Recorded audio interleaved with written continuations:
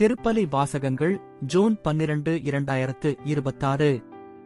இயேசுவின் கிரீதயம் பெருவிழா. முதல் வாசகம் இணைச்சட்ட நூலிலிருந்து வாசகம். உங்கள் கடவுளாகிய ஆண்டவரின் தூய மக்களினம் நீங்கள். மண்ணில் உள்ள எல்லா மக்களினங்களிலும் உங்களையே தம் சொந்த மக்களாக கடவுளாகிய ஆண்டவர் தேர்ந்து கொண்டார். எல்லா மக்களிலும் நீங்கள் திரளானவர்கள் என்பதற்காக ஆண்டவர் உங்கள் மீது அன்பு கொண்டு உங்களை தேர்ந்து கொள்ளவில்லை. உண்மையில் எல்லா மக்களிலும் நீங்கள் சொற்பமானவர்களே.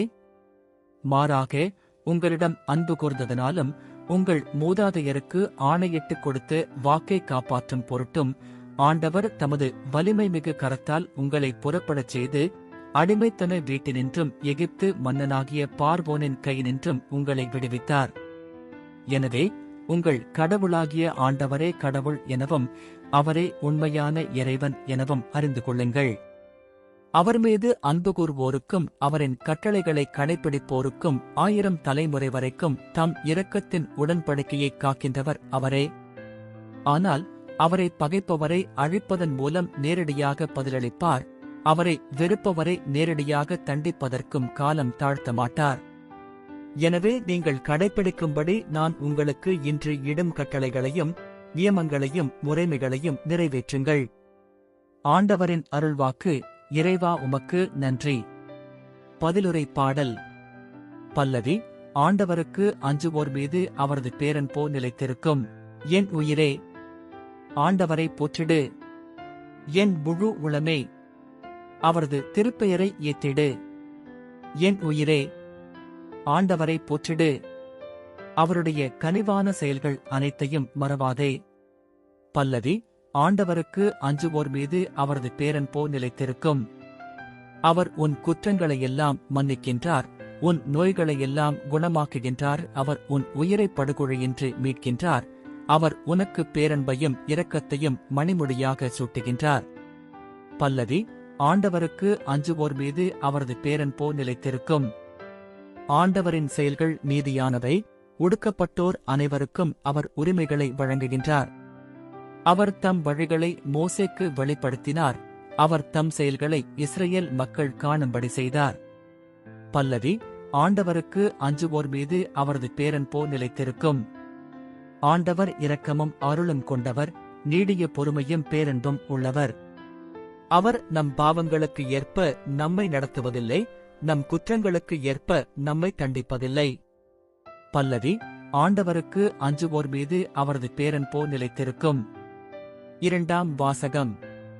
திருத்தூதர் யோவான் எழுதிய முதல் திருமுகத்திலிருந்து வாசகம்.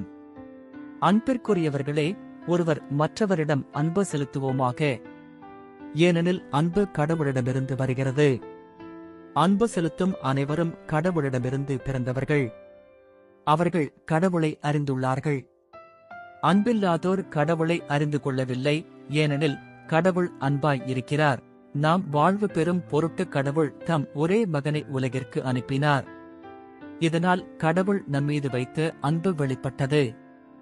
நாம் கடவுள் மீது அன்பு கொண்டுள்ளோம் என்பதில் அல்ல, மாறாக அவர் நம்மீது அன்பு கொண்டு தம் மகனை நம் பாவங்களுக்கு கழுவாயாக அனுப்பினார் என்பதில்தான் அன்பின் தன்மை விளங்குகிறது. அன்பார்ந்தவர்களே, கடவுள் இவ்வாறு நம்மீது அன்பு கொண்டார் என்றால் நாமும் ஒருவர் மற்றவர் மீது அன்பு கொள்ள கடமைப்பட்டிருக்கிறோம். கடவுளை எவரும் என்றுமே கண்டதில்லை. நாம் ஒருவர் மற்றவரிடம் அன்பு கொண்டுள்ளோம் என்றால் கடவுள் நம்மோடு இணைந்திருப்பார். அவரது அன்பு நம்மிடம் நிறைவு பெறும். அவர் தமது ஆவியை நமக்கு அருளியதால் நாம் அவரோடு இணைந்திருக்கிறோம் எனவும் அவர் நம்மிடம் இணைந்திருக்கிறார் எனவும் அறிந்து கொள்கிறோம். தந்தை தம் மகனை உலகிற்கு மீட்பராக அனுப்பினார் என்பதை நாங்களே கண்டறிந்தோம், சான்றும் பகர்கின்றோம். இயேசுவே இறைமகன் என ஏற்று அறிக்கை இடுபவரோடு கடவுள் இணைந்திருக்கிறார், அவரும் கடவுளோடு இணைந்திருக்கிறார். கடவுள் நம்மிடம் கொண்டுள்ள அன்பை அறிந்துள்ளோம், அதை நம்புகிறோம். கடவுள் அன்பாய் இருக்கிறார். அன்பில் நிலைத்திருக்கிறவர் கடவுளோடு இணைந்திருக்கிறார். கடவுளும் அவரோடு இணைந்திருக்கிறார். ஆண்டவரின் அருள்வாக்கு. இறைவா உமக்கு நன்றி. நற்செய்திக்கு முன் வாழ்த்துலி. அல்லேலுயா, அல்லேலுயா.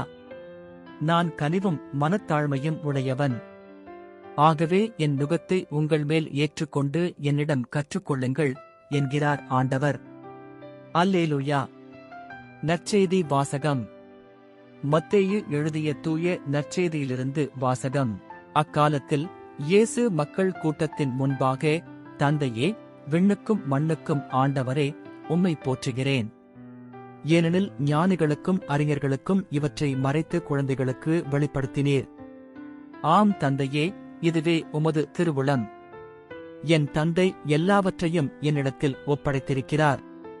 தந்தையைத் தவிர வேறு எவரும் மகனை அறியார், மகனும் அவர் யாருக்கு வெளிப்படுத்த வேண்டுமென்று விரும்புகிறாரோ அவருமன்றி வேறு எவரும் தந்தையை அறியார் என்று கூறினார். மேலும் அவர், பெருஞ்சுமை சுமந்து சோர்ந்திருப்பவர்களே, எல்லாரும் என்னிடம் வாருங்கள், நான் உங்களுக்கு இளைப்பாறுதல் தருவேன்.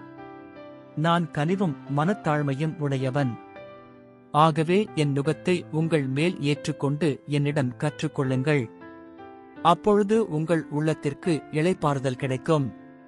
ஆம், என் நுகம் அழுத்தாது, என் சுமை எளிதாயுள்ளது என்றார். ஆண்டவரின் அருள்வாக்கு. கிறிஸ்துவே உமக்கு புகழ்.